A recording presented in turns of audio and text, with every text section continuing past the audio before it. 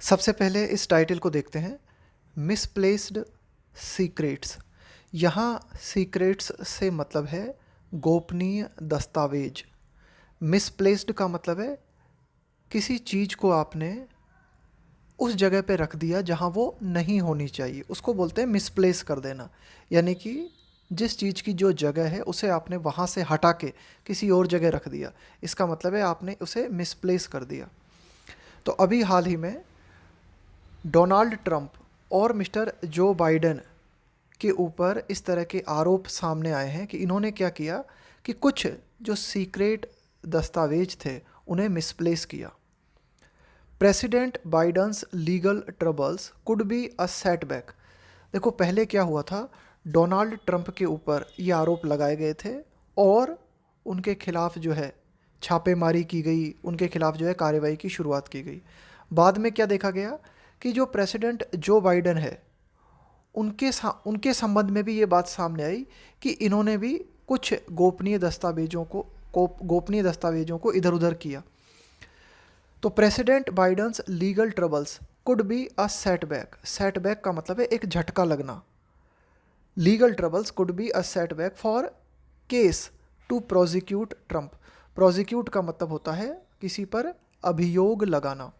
तो देखो mister Biden के द्वारा क्या किया जा रहा था, प्रेसिडेंट डोनाल्ड ट्रंप जो हैं उनके ऊपर अभियोग लगाया जा रहा था, उनके ऊपर जो है कार्रवाई शुरू की जा रही थी, उनके ऊपर आरोप लगाए जा रहे थे कि मिस्टर डोनाल्ड ट्रंप ने जो है कई दस्तावेजों को इधर उधर छिपाया। अब मिस्टर जो बाइडन जो है इनके खुद के पास भी जो है इस तरह के केस सामने आए कि इन्होंने खुद ने भी जो है कुछ दस्तावेजों को छिपाया। तो उनकी जो लीगल ट्रबल्स है, उनकी जो कानूनी परेशानियां हैं जो बाइडन की, कुड बी अ सेटबैक। ये कानूनी परेशानियां एक बड़ा झटका साबित हो सकती हैं। किसके लिए? उस केस के लिए। किस केस के लिए? जिस केस के तहत डोनाल्ड ट्रंप को प्रोसिक्यूट किया जा रहा है।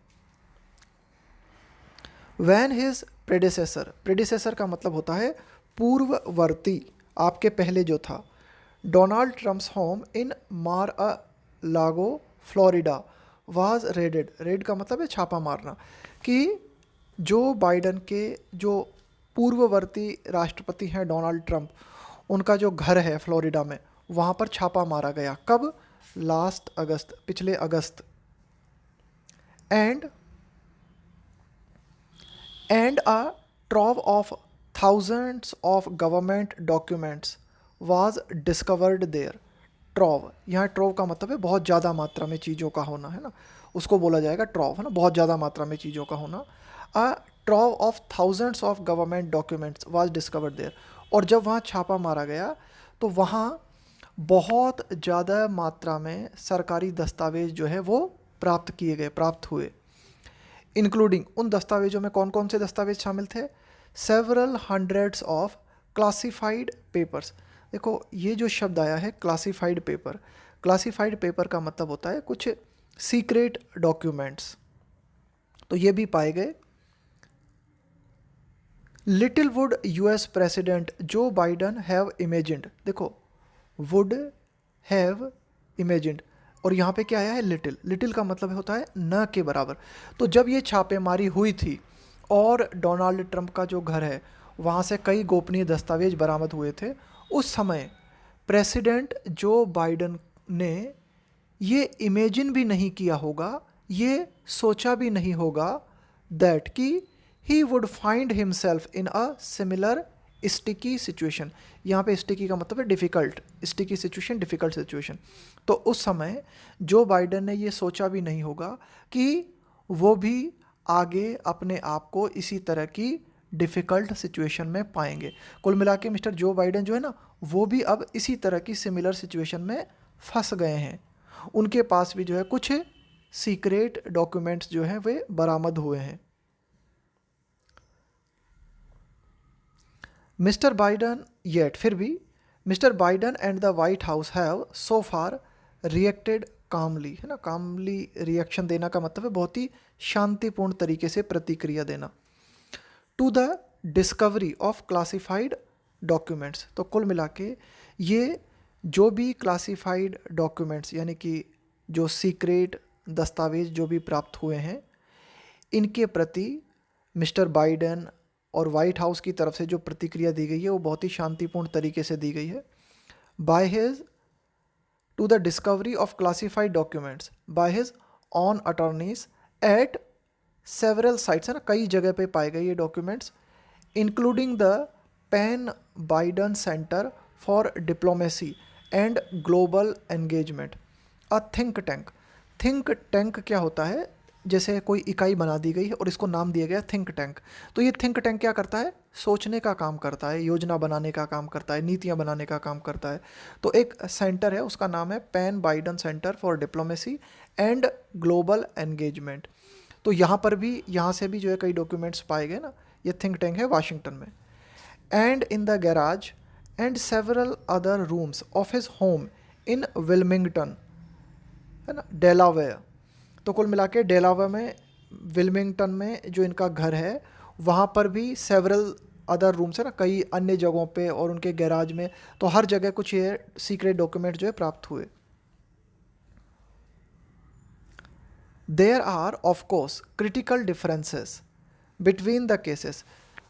ऑफ कोर्स का मतलब है हाँ, ये बिल्कुल स्वाभाविक रूप से दिखाई देती है बात। क्रिटिकल का मतलब होता है बहुत ही महत्वपूर्ण।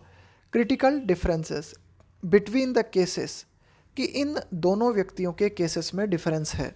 मिस्टर डोनाल्ड ट्रंप और जो बाइडेन के केसेस जो हैं, इन दोनों में डिफरेंस है, ठीक है। विच विल प्रोबेबली, और ये जो अंतर है इन दोनों के केसेस में, संभवतया मिरर्ड, मिरर का मतलब है प्रतिदर्शित होना, दिखाई देना। Mirrored in varying legal, varying का मतलब है यहाँ पे विविध, लीगल कॉन्सिक्वेंसेस, कॉन्सिक्वेंसेस का मतलब है परिणाम, of each of the two classified leak, leak का मतलब है किसी चीज़ का सामने आना, उसका खुलासा होना। तो कुल मिला के दोनों के जो केस हैं लगभग सिमिलर है, लेकिन फिर भी इनमें अंतर है। और ये जो अंतर है वो हमें देखने को मिलेगा किस चीज़ में, कि जो भी कानूनी परिणाम होंगे इन दोनों लीक्स के, उनमें। First, the Trump stash. देखो, स्टैश का मतलब होता है किसी जगह पे ले जाके छिपा देना, उसको बोलेंगे स्टैश कर देना। तो कुल मिला के स्टैश कर देने का मतलब है कि बहुत ज़्यादा आपके पास चीज़ें थी, उनको आपने एक सीक्रेट जगह पे रख दिया। First, the Trump stash is reported to be over 11,000, including about 300 marked classified और टॉप सीक्रेट। कुल मिला के मिस्टर ट्रंप के पास जो दस्तावेज बरामद हुए हैं उनके बारे में ऐसी रिपोर्ट दी गई है कि वो 11,000 से भी ज़्यादा हैं, और उनमें 300 जो दस्तावेज हैं ना, मार्क्ड मतलब बिल्कुल चिन्हित, वे बिल्कुल टॉप सीक्रेट टाइप के हैं। एंड इंक्लूड्स फोटोग्राफ्स, इसके अलावा इन दस्तावेजों में फ़ोटोग्राफ्स भी हैं। वेर एज, जबकि the papers associated with mister Biden, इसके अलावा मिस्टर बाइडन के पास जो पेपर्स पाए गए हैं, जो दस्तावेज पाए गए हैं, आर रिपोर्टेडली, उनके बारे में इस तरह की रिपोर्ट प्राप्त हुई है कि वे 12 से कम हैं। तो कुल मिला के बस डिग्री का अंतर है। मिस्टर जो बाइडन के पास जो पेपर हैं वे लगभग 12 के आसपास हैं, और मिस्टर ट्रंप के पास जो सीक्रेट पेपर्स पाए गए हैं वो 11,000 से भी ज़्यादा हैं। सेकंड, दूसरी बात, after mister बाइडन्स lawyers first discovered classified files in a locked closet at the think tank. दूसरी बात यह है कि मिस्टर बाइडन के जो भी उनके लॉयर्स हैं, उन्होंने पहली बार जब उनको ये पता चला क्या कि क्लासिफाइड फाइल्स उनको मिली, कहाँ, इन अ लॉक्ड क्लोजेट का मतलब होता है एक तरह की अलमीरा, एट द थिंक टैंक, कि थिंक टैंक में जो ड्रॉवर थी या जो दराज थी, वहाँ से कुछ क्लासिफाइड फाइल्स जो है प्राप्त हुई। तो जो बाइडन की जो टीम है या उनके लॉयर्स की जो टीम है, वॉलंटरीली का मतलब होता है ऐच्छिक रूप से, नोटिफाइड का मतलब है विज्ञप्ति जारी करना, the national archives and the justice department. National archives का मतलब हुआ राष्ट्रीय संग्रहालय, है ना।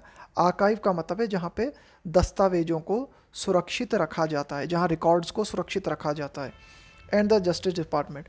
तो कुल मिला के जो बाइडन के जो वकील थे, उन्हें थिंक टैंक में जब कुछ क्लासिफाइड फाइल्स बरामद हुई तो उन्होंने स्वेच्छा से जो national archives and justice department है उसको इस बात की जानकारी दी and are cooperating with the investigation fully.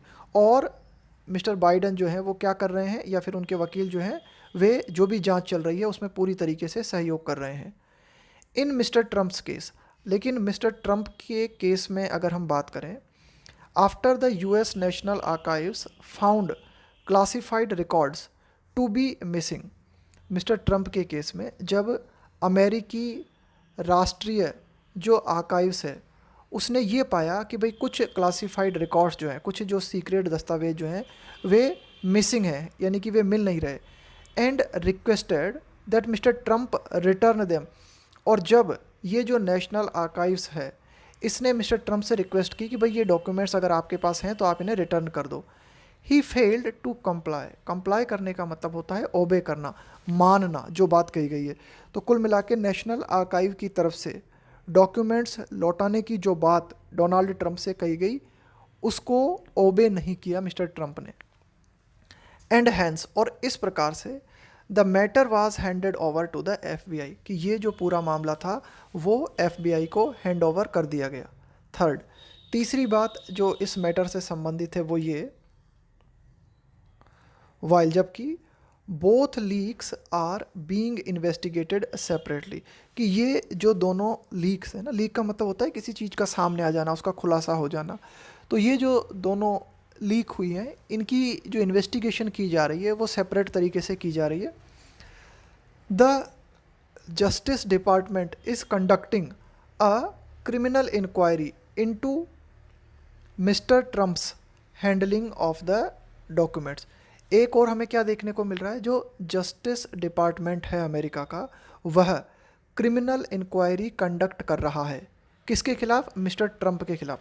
Mister Trump's handling of the documents, कि ये जो मिस्टर ट्रम्प के डॉक्यूमेंट्स हैं ना, इन्होंने मिस्टर ट्रम्प ने गलत तरीके से अपने डॉक्यूमेंट्स को हैंडल किया, इस संबंध में मिस्टर ट्रम्प के खिलाफ जो एक्शन लिया जा रहा है वो क्रिमिनल इंक्वायरी है, आपराधिक जांच उनके खिलाफ की जा रही है। But in Mr Biden's case, लेकिन मिस्टर जो बाइडन जो हैं उनकी अगर हम बात करें, there is no indication of wilful intent. Intent का मतलब होता है इरादा, और विलफुल का मतलब क्या होता है, विलफुल का मतलब होता है जानबूझकर।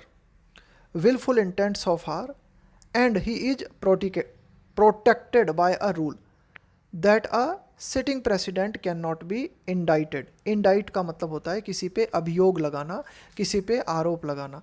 तो कुल मिला के मिस्टर बाइडन जो हैं इस तरह का कोई संकेत हमें दिखाई नहीं देता, किस तरह का कोई इंडिकेशन नहीं दिखाई देता कि जानबूझ के उनके खिलाफ जो है कोई कार्रवाई की जा रही हो, एक्शन लिया जा रहा हो।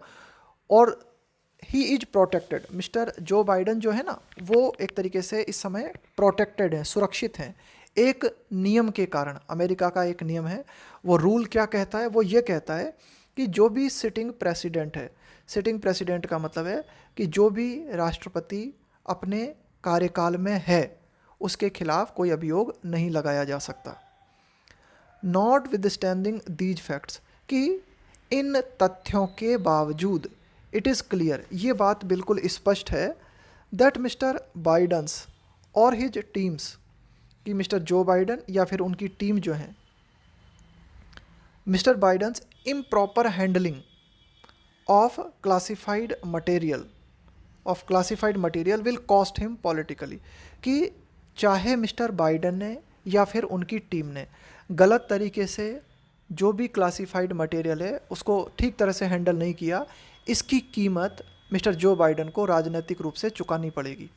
ऑलरेडी पहले से ही पोल्स हैव फाउंड, कि कुछ सर्वे हुए हैं, उन पोल्स में ये बात सामने आई है that his job approval rating, job approval का मतलब है किसी चीज़ को अपनी मंजूरी देना, जॉब अप्रूवल रेटिंग का मतलब होता है कि आप अपनी जॉब को किस तरह से कर रहे हो, कि भाई आपका जो काम है वो आप काम किस तरह से कर रहे हो, उसकी रेटिंग दी जाती है ना, कितनी रेटिंग मिली आपको।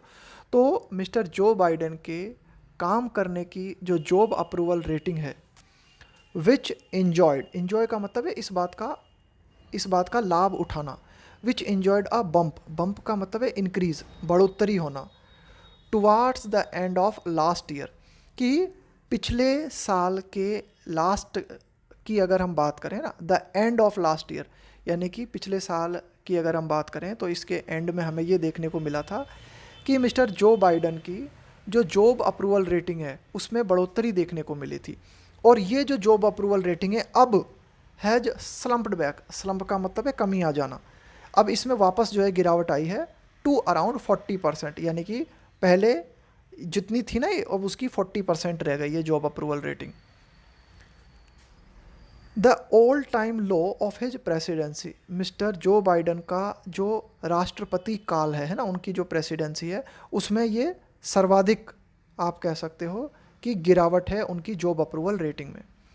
The president is also facing difficult questions, कि मिस्टर जो बाइडन जो है उन्हें कई डिफ़िकल्ट क्वेश्चंस जो हैं उनका सामना करना पड़ रहा है।